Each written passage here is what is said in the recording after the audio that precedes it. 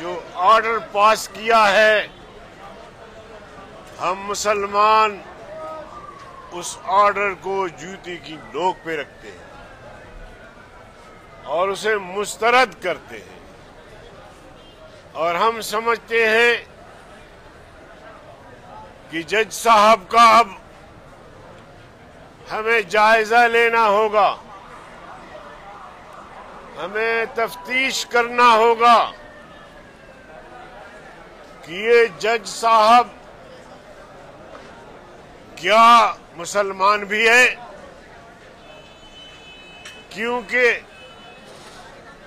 मुसलमान कम से कम इस किस्म का फैसला नहीं दे सकता।